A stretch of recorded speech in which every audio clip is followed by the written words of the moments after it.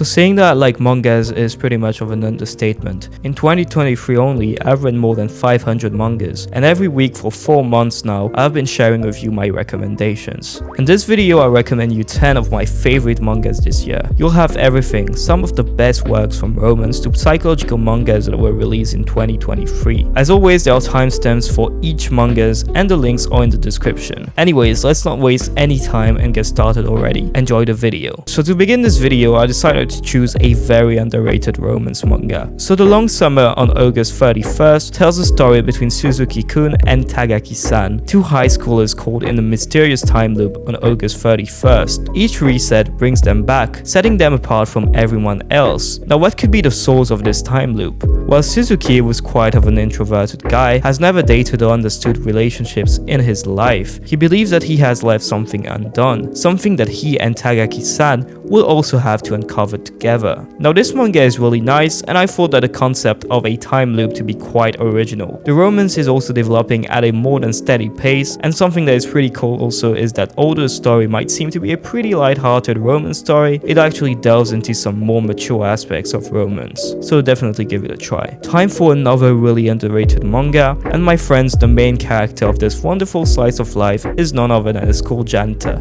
Her name is Fushimi-san, she's tall and hardworking, and she's just so adorable as a character. What I really like about this manga is that it follows the events that happen in the school and how it impacts the students, and also how the students always go to Fushimi-san. The art is really cute and the character of Fushimi-san is such an enticing person to read about. This manga also has a way to deal with really mature themes in such a smart and unique way that not reading it would be a shame. So it's definitely in my top 10 favorite mangas this year. Okay, so this manga has basically been popping around in Japan, and for obvious reasons. One of its reasons may be that its main character is a demigod, a humanoid creature with a female appearance but many arms and a wide grin. That person is Dara-san, a supernatural entity who lives in the woods. From her appearance alone, anyone would be afraid of Dara-san, all but our main character's two siblings. What I really like with this manga is that it's the perfect combination of every genre I love: horror, comedy, slice of life, and gore. The art is also amazing, and what I find interesting is that each chapter has a side story at its beginning that has a completely different atmosphere from the comedic tone that the story has. Alright, back for some more romance, but this time sweeter. Amai-san Watsume Takute Amai tells the story of our unnamed character that we'll call Oni-san. Oni-san basically works hard as a college student and also has a part-time job, so he's really busy with life. As he comes home early in the morning after his night shift, he has his first interaction with Amai-san, a high schooler who's not good with emotions and interactions overall. Though she may seem cold, she's actually a really sweet girl that loves eating sweets, and our two characters will get closer through their love of making sweets. This manga is definitely the one manga I've been waiting for more chapters to come. Amai-san has had this healing effect on me as I read it week by week, chapter by chapter throughout this year. It's sweet without any drama, and I love that the two characters don't have the cliche reactions in romance of being overly embarrassed each time they have an interaction. You've probably seen a video on this one, but if you haven't, let's say that this manga has the ability to entertain me as much as it makes me uneasy. Welcome Back Papa tells the story of Hiroto, a man in his 30s that has married a single mother with a daughter in high school. While his new stepdaughter might seem to be a really sweet girl, looks may be deceiving. His stepdaughter named Tuko has a really weird obsession with her stepfather. But when I mean weird, she spies on her parents having sex, and she keeps on making weird comments about her stepfather. What I love about this one is its originality and art. This is one of the most original mangas I've read in terms of plot this year. It also is weirdly entertaining in regard to the fact that no matter how weird the story gets, I can't help but read it.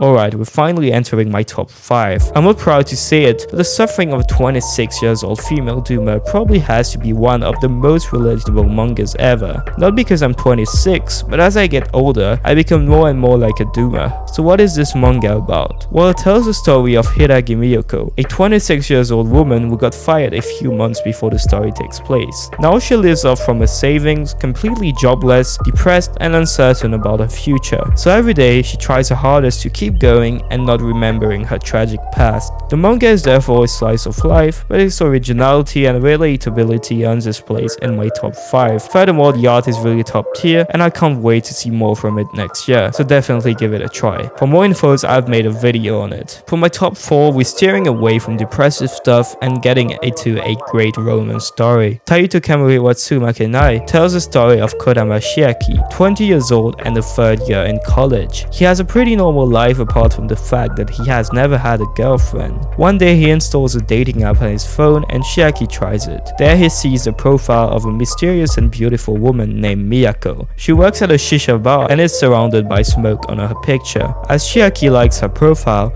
he instantly gets a like back and they get to know each other and decide to meet. As they meet at the shisha bar Miyako works at, they'll get closer through smoking. First of all, I love the fact that this manga has shisha smoking as a main theme. I'm one of those people who enjoy smoking it, and although smoking harms your body, I can't help but enjoy the way this manga introduces the theme of shisha to it. Now the romance is also really good with mature and understandable characters who don't steer away of progress. There is no fan service other than the wonderful art and character development here, and that's what makes it one of my favorite romance mangas this year.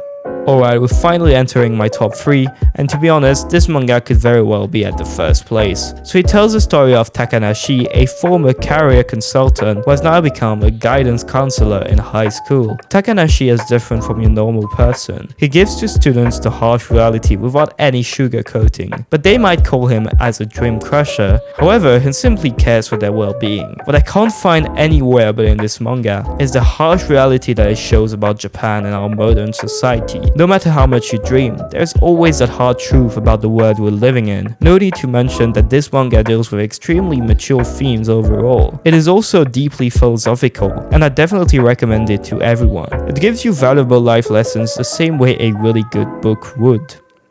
Man, I could make an entire video on that one, and to be honest, I was planning to make the video you're currently watching as a video on this specific manga. So what is it about? Our main character, who's also the class president, happens to one day fall in love with a classmate named Haru. As he confesses to her, she reveals to him that she's actually an alien, showing to him her true form, which is quite weird. But against all odds, our main character still says that he likes her, and they start going out, and therefore starts a sweet and heartwarming romance between two understanding characters. Absolutely fucking not. After they start dating, our main character will go through the most excruciating, weird, shocking and depressing stuff that nobody would want to experience. I mean, what the fuck is going on at this point? What do you mean don't humans go back to life? Man, if I had to describe this manga, I would say that this is the closest to Chainsaw Man that we had in years. Not in terms of narrative prowess or plot quality, of course. Chainsaw Man is still in a league of its own, but it's been a long time since I've been so confused and amazed at the same time while reading a manga. The Secret of the Alien is simply super original and gritty. The art style is also really janky and original, which I love. Its themes are also super mature, and it doesn't hesitate to be gore and NSFW, which I love as well. The romance between the two main characters is also as interesting as it is weird and scary.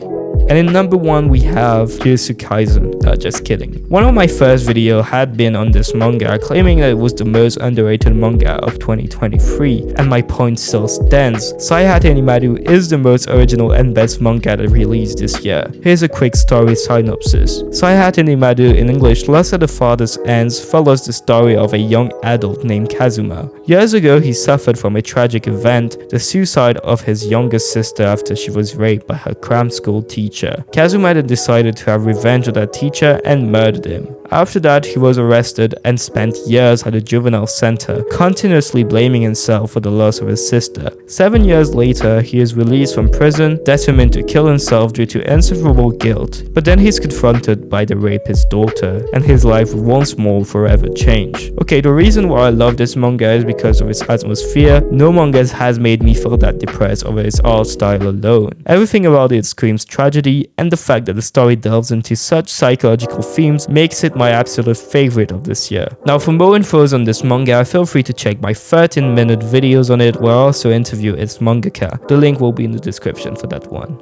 Alright, we've finished with that list. What did you think of it? Also, the link for all of the mangas is in the description. Thank you so much for watching. If you want to support me and my content, feel free to like and subscribe. Have a wonderful end of the year, and see you next year for even more content.